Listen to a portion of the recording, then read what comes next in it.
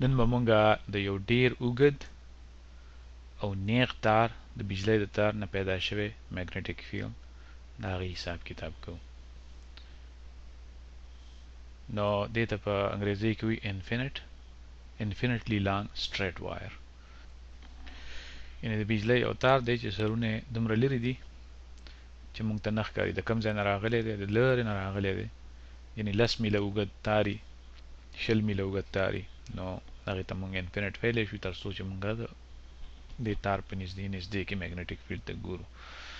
نو راځئ چې په یو پوینټ باندې د دې میګنیټیک فیلډ معلوم کړو. نو دا به ښیي چې د تار چې په کوم او دا نیغ سیده تار دی، نو دا به ښیي چې د تار کوم ډایرکشن کې خور دی دغې ته مونږه ایکس اکسس ووایو، او میګنیټیک فیلډ چې په کوم پوینټ باندې مونږ معلوموو نو چرته د تار سره نږدې دی او د دغه پوینټ ډایرکټ ډسټنس چې کوم دی د تار نه هغې ته به ووایو وای، یعنې په وای ډسټنس باندې دی، نیغ په نیغه چې د تار نه کومه فاصله ده هغه وای شو. په دې پوینټ باندې مونږ د دې تار میګنیټیک فیلډ معلوموو. راځئ چې داسې وګڼو چې په تار کې چې کوم کرنټ دی هغه آی دی. نو دې لپاره مونږ ویلیو چې په دې پوینټ باندې چې کوم میګنیټیک فیلډ پیدا کیږي هغه د تار د هرې حصې نه چې وړه حصه یې مونږ واخلو ډي ایل، او د دغه ډي ایل نه چې د دې پوینټ کومه پوزیشن دی دغې ته مونږ وایو آر، او دا ډي ایل مونږ په کم پوینټ باندې اخیستی دی. نو راځئ چې داسې وګڼو چې دا پوینټ چې کوم دی نو دا ایکس 0 دی، د تار د کوم ځای نه چې مونږ نیغ په نیغه د دغه پوینټ فاصله اخیستې ده وای. نو بیا دا کم ډي ایل چې مونږ دې ځای کې واخیسته دا مونږ په یو فاصله باندې د یو ډسټنس باندې اخیستی دی د ایکس 0 نه، دغه هر څه کیدی شي نو مونږ به ورته ایکس ووایو. د دې مطلب دا شو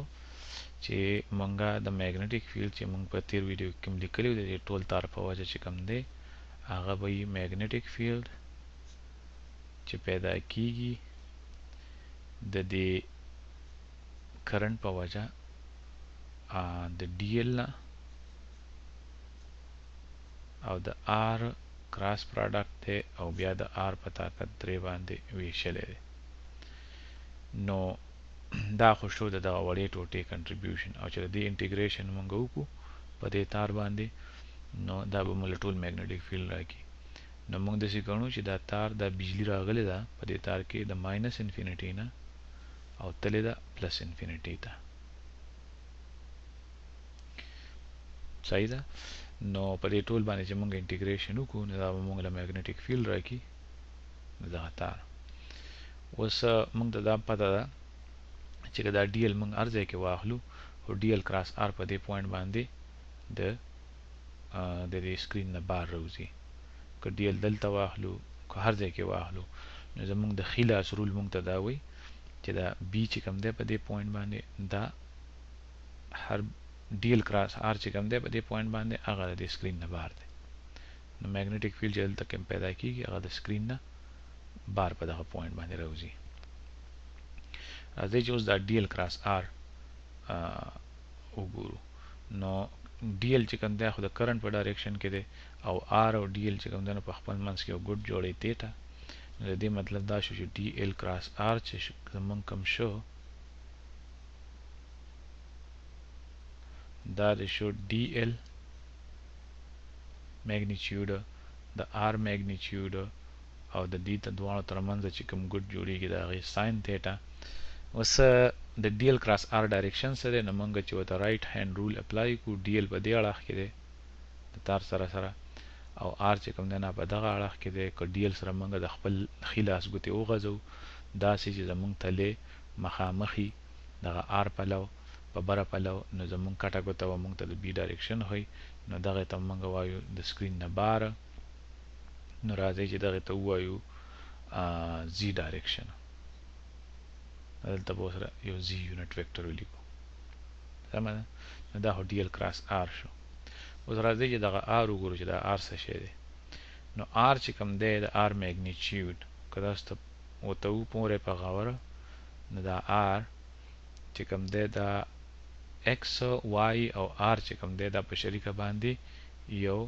رائټ انګل ټرایانګل جوړوي یا نیغ ګوټې درې ګوټې جوړوي. نو دا د ایکس د پایتاګورس په تیورم باندې ایکس سکویر او د واي سکویر او د هغې د سکویر روټ برابر دی. بیا راځئ چې دا ساین تیټا وګورو چې ساین تیټا څه شی دی. نو تیټا چې دا ده په دې رائټ انګل ټرایانګل کې تاسو ته پته ده چې ساین تیټا برابري د واي په آر باندې ویشلې. نو ساین تیټا چې کوم ده هغه زمونږ برابر ده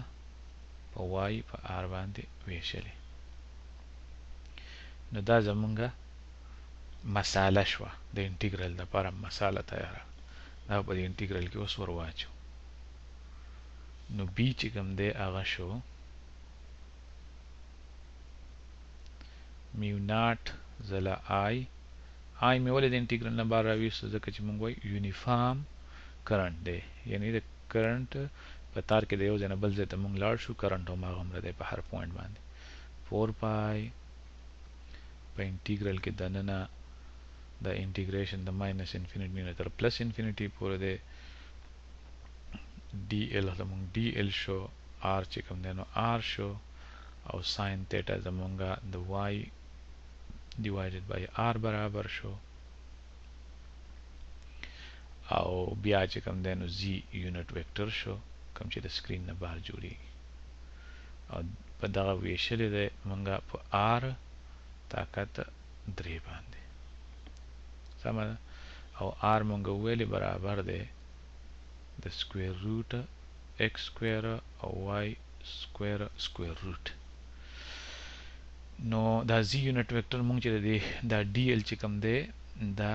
هر ځای کې کېدی شي، او مونږ وایو D L هر ځای کې په دې تار چې مونږ د ماینس انفینیټي نه پلس انفینیټي پورې انټیګریشن کوو نو د D L پوزیشن به بدلیږي، خو د میګنیټیک فیلډ ډایرکشن نه بدلیږي. یعنی ټول هر الیمنٹ چې کوم میګنیټیک فیلډ پیدا کوي په دې پوینټ باندې هغه د سکرین نه باري. یعنی دا زی یونټ ویکټر کانسټنټ دی د دې انټیګریشن په دوران کې. د مطلب دا دا موږ د انټیګرل نه بار راایستی شو. میو ناټ ځله آی 4 پای باندې اوویشه، او دا زی یونټ ویکټر به بار راوباسو. دا موږ ته دا ښیي چې میګنیټیک فیلډ د سکرین نه بهر راوځي، او بیا ماینس انفینیټي نه تر پلس انفینیټي پورې دا آر چې کوم دی دا به سر اخري د آر سره، او د دلته زمونږ سره راغی واي ځله D L او بیا آر طاقت 3. نو د آر چې طاقت 3 مونږ دلته واخلو نو په ایکس سکویر او واي سکویر طاقت آلریډي نیم دی 1/2 دی، نو دا به شي 3 په 2 ویشلی 3 هاف، دا به پاور شي. نو ایکس طاقت 2 واي طاقت 2 او په آر طاقت 1.5 باندې ویشلی. صحیح شو؟ نو دا زمونږ اوس انټیګرل تیار شو. نو د دې چې مونږ انټیګریشن وکړو دا واي چې کوم دی دا د انټیګریشن په دوران کې کانسټنټ دی، ځکه چې مونږ انټیګریشن په واي باندې نه کوو، په د ایکس په با. او دا D L چې کوم دی چونکې دا الیمنٹ مونږ د ایکس اکسس سره اخیستی دی نو دا زمونږ D X برابر دی. سمه؟ نو دلته دا D L چې شو دا زمونږ شو D X. ستاسو خیالي نو D L چې کوم دی دا د ایکس یو وړه حصه ده، نو مونږ ته D x ویلی شو. نو راځئ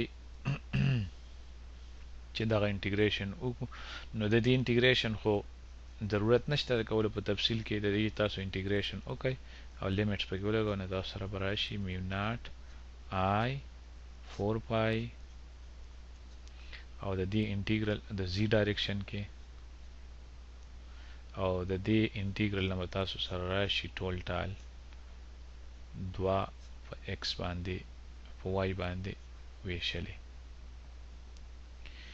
ان دوه به دوه سره ختم شي نو ستاسو سره به ریزلټ راشي میو ناټ ځله آی دوه ځله پای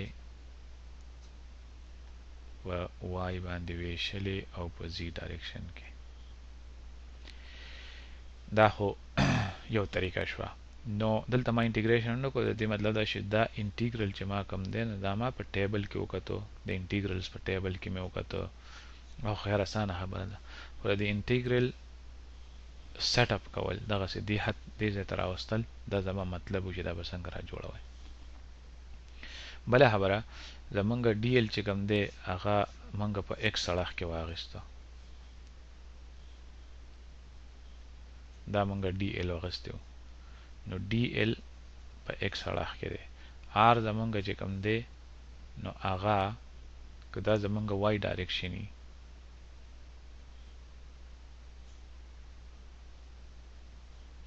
په دې پوینټ باندې مونږ دغه معلوم نو آر زمونږ چې کوم دی دا هغه دوه حصې دي آر مونږ لیکلی شو ایکس آی او وای ځله جې یعنی د آر دوه حصې دي یوې ایکس حصه ده او یوې وای حصه ده سمه ده نو بیا مونږه که ډي ایل چې کوم دی نو هغه د ایکس په اړخ کې دی نو ډي ایل یو ویکټر دی چې هغه د هغې چې کوم میګنیچیوډ دی هغه ډي ایکس برابر دی د ایکس وړه حصه ده او په آی ډایرکشن کې دی نو که کراس پروډکټ یې مونږ داسې واخلو ډي ایل کراس آر نو ډي ایل چې کوم دی نو دا ډي ایکس شو آی یونټ ویکټر شو او کراس پروډکټ یې مونږ واخلو د ایکس آی او وای جې سره نو دې نه مونږ سره راشي ایکس ډي ایکس او آی کراس آی او بیا جمع وای ځله ډي ایکس او آی کراس جې نو دلته تاسو ګورئ چې آی کراس آی همیشه زوري د هر ویکټر د خپل ځان سره چې کوم کراس پروډکټ وي هغه همیشه زیرو وي نو د آی او د آی یونټ ویکټر کراس پروډکټ زیرو شو د آی کراس جې کراس پروډکټ چې کوم هغه د زی برابر یا کې یونټ ویکټر برابر کوم چې موږ زی ویل دلته نو دا ډي ایل کراس آر زموږ برابر شو د وای ځله ډي ایکس او آی کراس جې زموږ برابر شو د کې کوم چې موږ زی یونټ ویکټر ویلو یا کې دا د پاسه په دا ټوپۍ غونته وکړو چې دا یونټ ویکټر دی د وای ډي ایکس برابر شو سمه ده نو که ستاسو خیال په دې انټیګرل کې وختي نو په دې انټیګرل کې چې ما ډي ایل کراس آر د دې ځای نه ور واچو دا کوم چې د ساین تیټا او د ایکس سکویر پلس وای سکویر په شکل کې ما دا آر لیکلی نو آخره کې ما سره صرف وای ډي ایکس پاتې شو او زی یونټ ویکټر بار وته نو که دغسې په ډایرکټ کراس پروډکټ باندې کوئ نو دغه ریزلټ به ترې راځي نو دا دی ویډیو کې ما صرف دا ښودل چې د ټول تار میګنیټیک فیلډ چې کوم دی هغه به څنګه د انټیګریشن به څنګه ځان ته را جوړوئ د کوارډینیټ به د څنګه خوښوئ نو دی باندې مونږه ته دا معلومه شوه چې کله یو ډیر اوږد تاري اخري نتیجه دا شوه چې کله ډیر اوږد تاري نو د هغه میګنیټیک فیلډ مونږه بس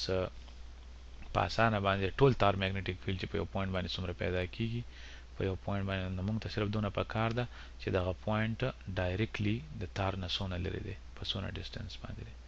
یعنی د دې تار ډسټنس ډي نو په دې زمانه چې کوم میګنیټیک فیلډ پیدا کیږي کو چرته په تار کې کرنٹ آی نو دا میګنیټیک فیلډ میګنیچیوډ برابرۍ د میو ناټ ځله آی او بیا 2 پای ځله دغه ډایرکټ ډسټنس چې کوم دی نو که ستاسو خیالي دلته ډایرکټ ډسټنس ته مونږ وای ویلی وو نو اخري ریزلټ زمونږ راغی میو ناټ په تار کې کرنٹ 2 پای ځله وای کوم چې دا ریزلټ مونږ سره راغی بله خبره دا ده چې دا میګنیټیک فیلډ همیشه د سکرین نه بار پلوي که دا پوینټ د تار نه بری او کرنٹ د خینه ګس نه خلاص ته ځي دا میګنیټیک فیلډ په دې پوینټ باندې چې کوم دی دا د د سکرین نه بهر پلاو دی. اوس کو دا پوینټ مونږ دلته واغشتو او مونږ وایو د ډیسټنس چې کوم دی د تار نه څومره دی، مثال په توګه مونږ وایو چې د ډیسټنس د پوینټ غټه دی ډایرکټ ډیسټنس، نو په دې پوینټ باندې څونه میګنیټیک فیلډ پیدا کیږي، نو ته به وایې چې میو ناټ ځله کرنٹ په تار کې او په 2 ځله پای او په دغه ډیسټنس باندې وویشه څومره ډیسټنس چې د پوینټ، نو په دې پوینټ باندې دونه میګنیټیک فیلډ پیدا کیږي. خو ډایرکشن یې سره دا پوینټ چونکې د تار نه لاندې پلو دی او کرنٹ چې کوم دی نه هغه د ګس نه ښي لاس ته ځي، نو دا میګنیټیک فیلډ په دې پوینټ باندې چې کوم دی هغه په سکرین کې دننه ننوځي، زمونږ د پلوه د سکرین پلو ته دی. نو د غټ د اوږد تار او نیغ تار میګنیټیک فیلډ کې صرف څونه معلومات پکاري، صرف دا معلومات پکاري چې څو مونږ ته تاسو کې چې د دې تار په وجه باندې چې ډیر اوږد دی او نیغ تار دی او په دې کې کرنٹ دی، مثال په توګه 3 امپیر کرنٹ دی، ته ما دا وایه چې په دې پوینټ باندې د څومره میګنیټیک فیلډ پیدا کوي د بجلی دا تار، نو ته به دا تاسو کې چې خانیه ته ما دا وایه چې دا پوینټ د دې تار نه نیغ په نیغه څونه لري دی، نو هغه به تا ته دا ووایي چې د مثال په توګه دا تار چې کوم دی دا پوینټ چې کوم دی د تار نه نیغ په نیغه لري دی 10 میټره، نو ته به ورته وایې چې اوس خبره اسانه ده، به تا ته ووایم چې په دې باندې څونه میګنیټیک فیلډ پیدا کیږي بي، ته به ورته وایې چې بي دا تار چې کوم دی د 3 امپیر کرنٹ دی پکې د چې کوم میګنیټیک فیلډ پیدا کوي هغه د میو ناټ ځله په دغه تار کې چې کوم کرنٹ دی په 2 پای باندې وویشه او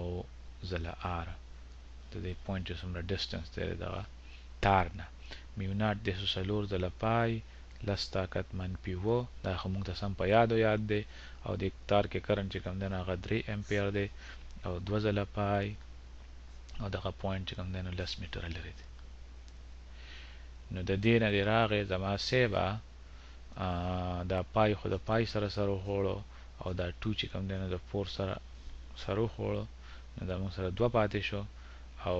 بیا چې کوم دی نو دا 2 ځله 3 دی شپږ شو او چې په لس باندې وویشو دا لس به بره وخیجو، نو دا به دې شي شپږ ځله لس طاقت منفي 8 ټیسلا، لږ غوندې میګنیټیک فیلډ پیدا کوي. نو کمزوری دی خو چې کرنٹ موږ په تار کې سی واکو نه میګنیټیک فیلډ به مو سره زورور شي، یا دا پوینټ یا پوینټ نږدې واخلو د تار سره دلته نږدې واخلو، نو میګنیټیک فیلډ به مضبوطي زورور وي. بیا تا نه دا تاسو کې چې تا ته څنګه پته دی د دې ډایرکشن څه دی، ته به ورته وایې چې دا خو منګه په رایټ هینډ رول باندې یا د ښي لاس په قانون باندې معلومولی شو. هغه څنګه هغه به مونږ داسې وکړو چې دا کرنٹ چې کوم دی دا ښي لاس ته روان دی، ګس ښي لاس ته روان دی، نو د دې لپاره مونږ اوس د ښي لاس دا قانون نور هم اسانولی شو. ته به ورته وایې چې که زه دا خپله کټه د خپل ښي لاس دا کټه ګوته د دې کرنٹ په ډایرکشن کې ونیسم او دا خپلې ګوتې د دې کرنٹ نه راتاو کړم دا لاس، نو دغه پوینټ باندې زما دا ګوتې زما د ګوتو څوکې چې کوم دي هغه د سکرین نه بهر راوځي، سمه ده. راځئ چې یو بل پوینټ واخلو، دا تار به واخلو او تا ته څوک ووایي چې په دې کې 10 امپیر کرنٹ روان دی،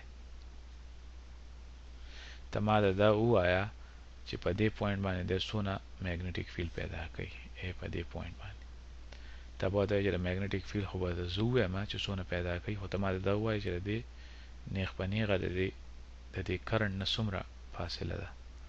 نو به تا ته دا ووایي چې د مثال په توګه دا پوینټ لري دی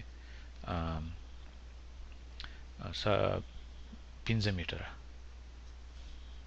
د دې تار نه لري ولاړ، نو څونه میګنیټیک فیلډ به تا ته په دې پوینټ باندې ملاویږي. ته به ورته وایې چې دا خو اسانه خبره ده، په دغه پوینټ باندې چې کوم بي دی چونکې دا ډیر اوږد تار دی او نیغ تار دی، د هغې لپاره مونږ انټیګریشن کړی دا مونږ سره ریزلټ دی میو ناټ ځله په دغه تار کې چې څومره کرنٹ دی 2 ځله پای او دغه پوینټ چې کوم دی د دغه ډسټنس دی آر د تار نه ډایرکټ ډسټنس، نو میو ناټ د 4 ځله پای لس طاقت منفي و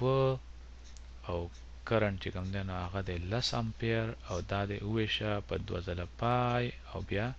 دغه ډسټنس چې کوم دی دغه 15 میټره دی، دا پکې ور واچوه. دلته د زما سیب اوس پای 2 پای چې کوم دی هغه د 4 پای سره ختم شو خو 2 شاته پرېښود او دا 15 چې کوم دی دا به د 10 سره سره وخوري 2 به دې پاتې شي نو دا دې شو 4 ځله 10 طاقت منفي 7 ټیسلا کله کله خلک دا داسې لیکي چې دا 0.4 ځله 10 طاقت منفي 6 ټیسلا او د 10 طاقت منفي 6 ته خلک بیا وایي مایکرو ټیسلا مایکرو دا نحو ته وایي کې میو د دې میو مطلب دی 10 طاقت منفي 6 ښه اوس دا خو د دومره میګنیټیک فیلډ به تاته فیل کیږي که ته به دغه پوینټ باندې د تار د وجه ښه خو دا وایي چې دا میګنیټیک فیلډ خو ویکټر دی د ډایرکشن سره په دغه پوینټ باندې نو ته به دا وایي چې که زه د کرنټ په ډایرکشن کې د خپل خیلاس دا کټه ګوته کېدم او د دې کرنټ نه د خپلې ګوتې راتاول غواړم نو په دې پوینټ باندې به ما دا ګوتې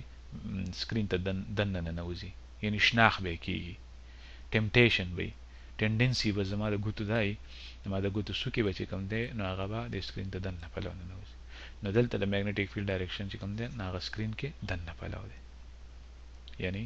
په دې پوینټ باندې د میګنیټیک فیلډ ډایرکشن سکرین کې دننه پلو دی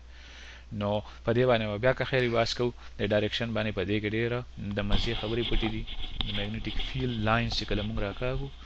نو دا غیر لپاره به د دې خبرو بیا ذکر کوو د خیره